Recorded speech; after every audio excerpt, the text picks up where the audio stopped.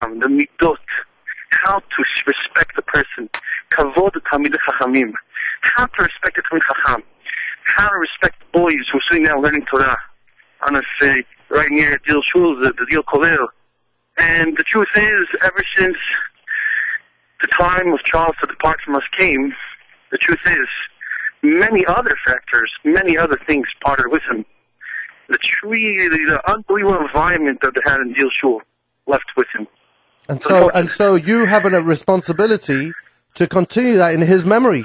You have a responsibility to make sure that doesn't die, that doesn't go. About it, that Baruch Hashem, he left, not only he left us, but he left also a legacy. And we, through this program, Baruch Hashem, the zchuyot that you are producing with this program, everyone who's involved in this radio station, there's no question about it.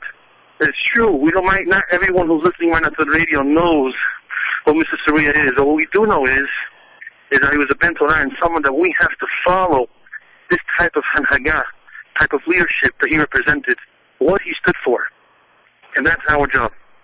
And all I could say is that, Baruch Hashem, we see his grandchildren, we see his family, and we say to ourselves, this is exactly what we have to follow, and this is what we have to do. If we want to succeed and continue in the hardships of this world that we came to, there's no question about it that he represented that. Thank you so much. Thank you very much for coming on air. Thank you. Okay, so let's carry on. I just wanted to say one more thing about never giving up. Just imagine when he used to go and collect the boys for Selichot, he would get 200 children packed into Young Magen David, praying, singing Selichot at the top of their lungs. And what would happen? The neighbors next door call the police. They want to shut him down.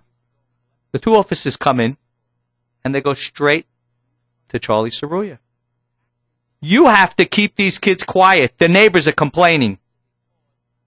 Charlie calls to one of the young boys. Please get these two officers a cup of coffee. He hands the officers the coffee, and he explains, we have 200 kids that we're keeping off the streets, and you want to stop them? And in a classic move that was so Charlie-Serouya, for disturbing us, I want a $5 donation from each of you officers. This is a man who would not give up. They want to shut down his selichot. You're making too much noise. It's 5 o'clock in the morning. The neighbors are complaining. No. He's keeping it up, and he's getting a donation from the police, and they gave him the donation. I would say that's an Askan par excellence, I think. That's somebody who not only could deal with the police, but he goes one step further and actually gets them to give him some money towards the program. And that's amazing. Okay, let's see now. We're going to go on to number 6. Number 6 sort of is really coming in many different forms, and that is about encouraging others. When he came to this country, he refused to work on Shabbat. He encouraged others when they came to this country that don't give up. Keep it. I'll help you. We'll try and find something for you. When he encouraged others with giving donations, Young Magen David, YMD, that was the name of his organization. He said, you know what YMD stands for? You must donate. When he was working in BB & Company and he was selling chandeliers, he took an opportunity and he made it possible by encouraging others to donate. Okay, you know, that reminds me of a good friend of mine in London, and I don't think he would appreciate me mentioning his name, so I'm not going to, who every time he did a business deal, he would say to the person afterwards, 10% of what we're going to make is going to go to tzedakah. You know, these are the kind of people who don't just think about their own pockets, they're constantly thinking about other people's pockets. What does somebody else need? And this was Charlie-Serouya. He did business deals, and then he said, now let's do other business now. And the other business is always tzedakah. And this is really important, what we have to aspire to. It's such a big madrega, it's such a big level, and you think to yourself, how can we even think about getting to that level? And I'm telling you, don't even think about it. What you can do is do something small and let it grow, and it becomes like a snowball effect. So one day you're saying hello to somebody, one day you're speaking to them a bit more, one day you're listening to them about some little thing that they had, or sharing some good thing that they had. It doesn't have to be about negative the whole time. And then they feel that they have a friend. They have someone to talk to. It doesn't always have to be listening to the bad of other people or dealing with the negative of the community. That's really what we're talking about tonight. Mr. Charlie-Serouya he wanted to make everybody feel special in a positive way as well, not just to deal with the negative. You know, talking about encouraging others with donations, you know, I wasn't around for Young Magen David, but the Charlie-Serouya that I knew, if you went up to the Sefer Torah, and now it's time to give your donation to the shul, that was another opportunity that he would take to encourage you to help support a synagogue in Yerushalayim called Bet Knis Ades. He took that synagogue and he took it under his wing, and he personally raised $100,000 just in this way, by encouraging people. You go up to the Sefer Torah, you're giving $18 to the shul, give another $18 to Knis Ades. Okay, he's going to do it now. You give $100 to the shul and $100 to Knis Ades. He encouraged the shul and the people in that shul. I went there and I prayed in that shul, and many people have, and he kept that shul alive. And when my father-in-law, Charlie-Serouya, passed away, his son, Abi Serouya, continues that same legacy and tries to help raise money for that Knis Ades. So besides supporting the Kolel and the food pantry in Bet Shemesh, we also have Knis Ades that Abi Serouya is very actively supporting. I think, you know, there's some people out there, and I know I've been involved in a couple of dinners and fundraising for certain organizations, and there's always that person out there who says, I can't ask. I feel ashamed to ask. If I ask, they're going to look at me differently. You know, in sales, there's a term called the chicken list. And the chicken list is, you feel like a chicken. You don't want to ask somebody because you think that you're going to ruin their relationship with you, that if you ask them for money. Let me tell you something.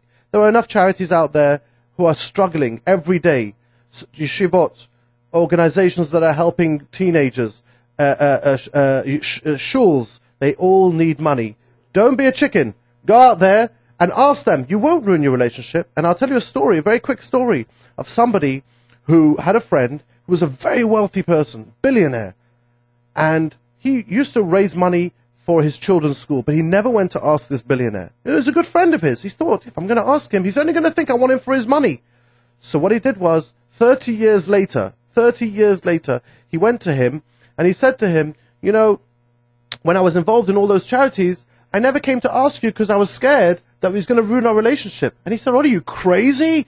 I would have given you hundreds of thousands of dollars if you had asked me. I didn't know you needed it to be able to help this and that, the other. Of course I would have helped you.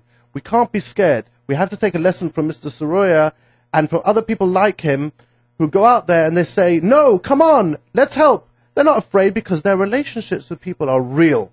People respect them because they respect other people. And that is really the core. Who is respected? Someone who respects other people. If you're on that level, that you respect other people from inside, real respect for other people, when you ask them, they will respect you back because they know that you're doing it for a mitzvah and they know you're doing it l'shem shamayim. Okay. And nobody was more l'shem shamayim than Charlie-Serouya. That is for sure. Okay. We're going on to number 7 on our list, and that is get everyone involved. Now, the classic get everyone involved stories that I know, and I know these from my father-in-law telling them, I know them from my sister-in-laws and my brother-in-law, that is what went on in Young Magen David, how he got every one of the kids. You know, Young Magen David, we'll just touch on it a little bit. Young Magen David was an unusual place because most shuls you have where you're throwing out the kids and you have the parents or the adults there. Over here, you're throwing out the adults, and the kids are the stars. And not only the kids are the stars, everything is for the kids. All the food is for the kids.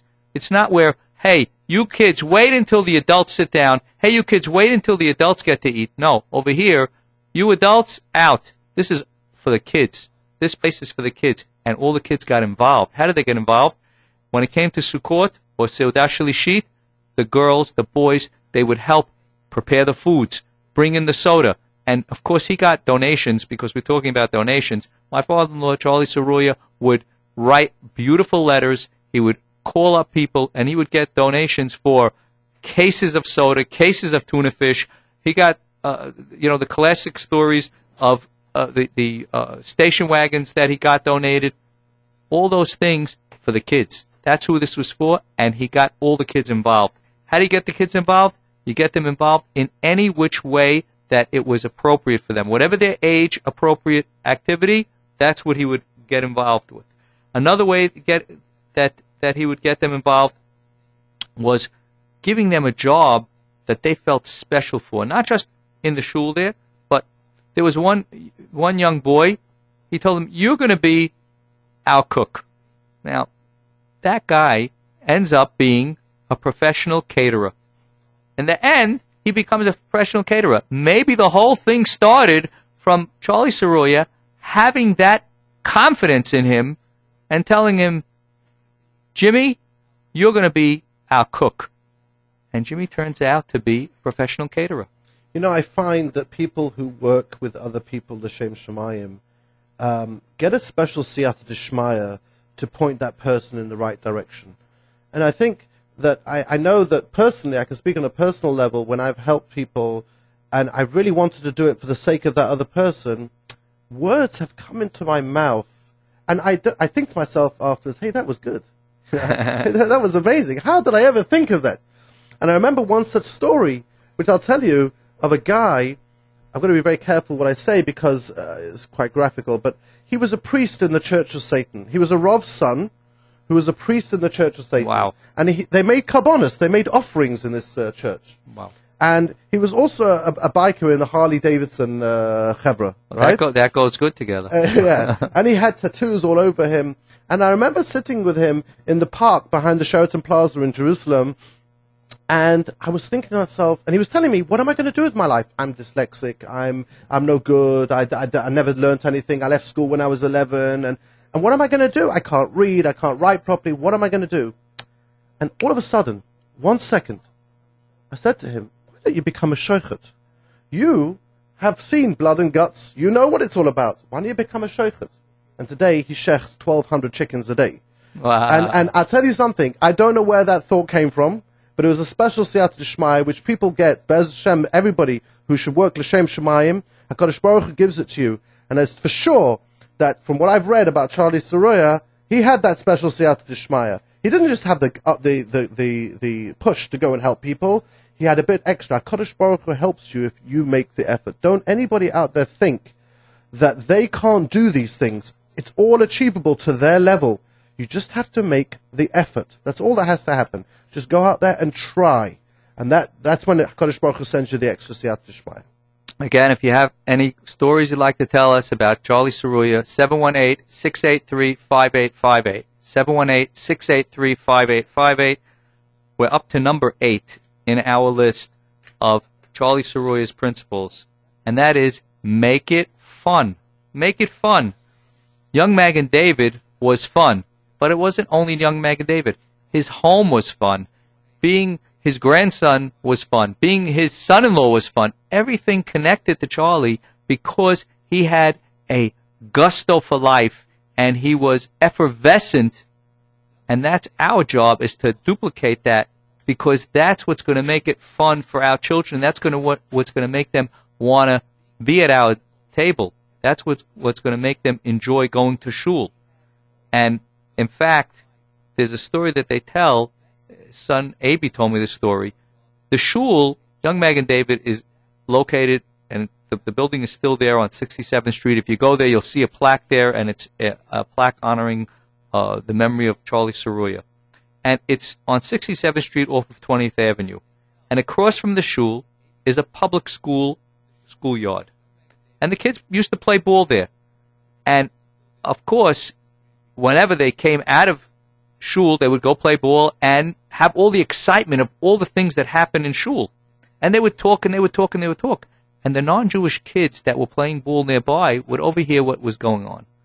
One day, all of a sudden, they were going into shul because that was the thing. You know, it was time to pray mincha, or whatever it was. And they see all these non-Jewish kids are sitting in there before them. They beat them there, and they're sitting there with kippahs on, waiting for the fun to begin. They said, this place must be unbelievable. We want